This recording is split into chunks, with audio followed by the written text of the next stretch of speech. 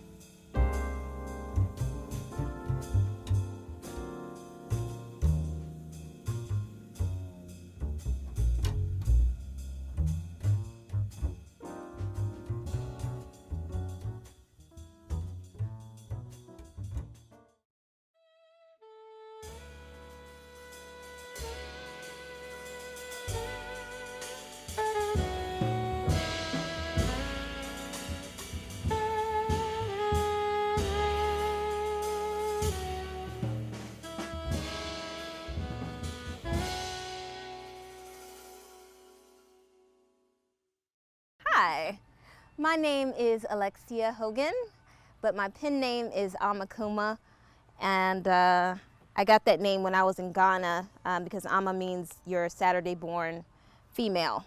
So that's my pen name because I feel like it's a whole lot easier to remember than Alexia, because people call me Alexis all the time and I hate it.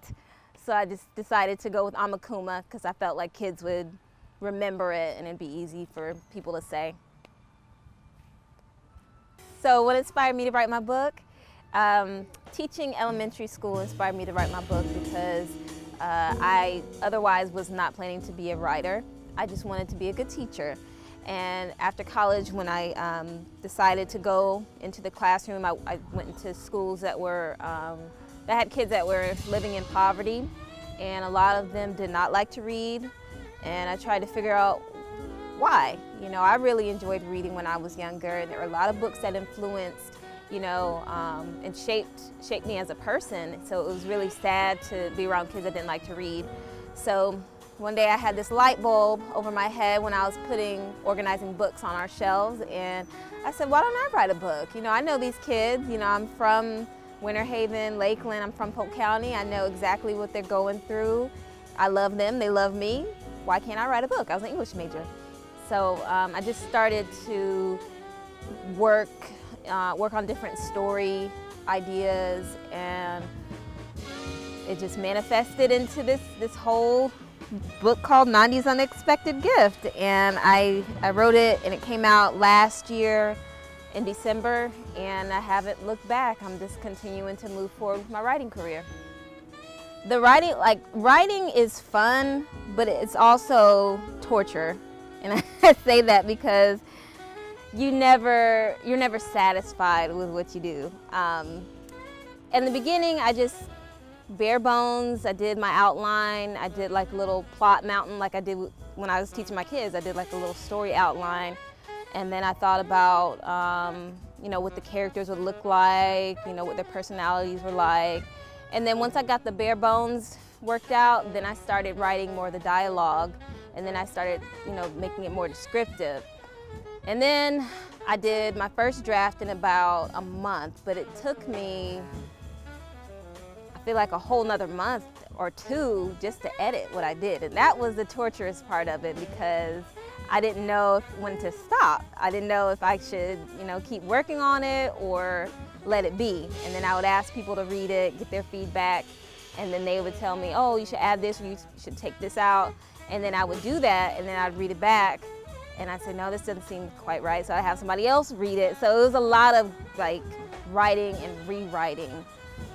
So the writing process it's fun, but when you get down to the technical part of it, it can be kind of a drag, and it's almost like, okay, I don't want to look at this manuscript anymore.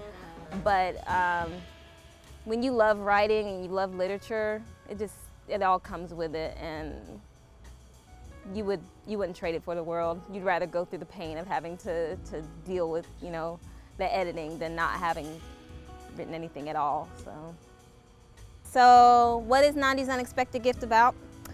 It is about a little girl who wants to grow up too fast, to put it shortly.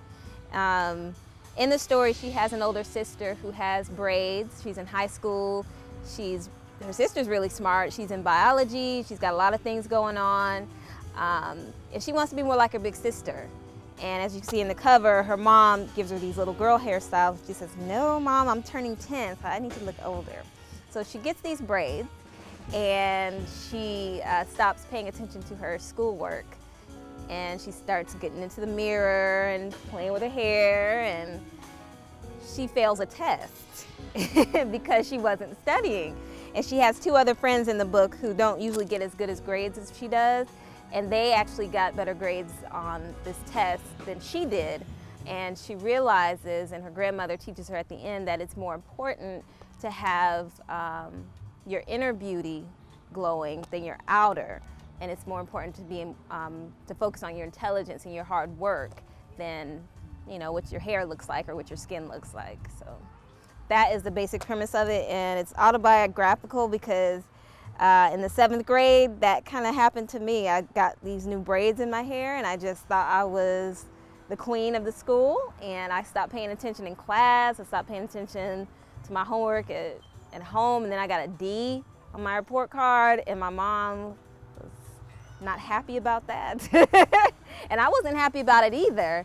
So I decided, okay, you need to get your act together, because clearly these braids and the way your face looks is not going to help you get good grades in school. So, I think it's not something that is specific to people in Polk County. I just think that is just worldwide with beauty standards.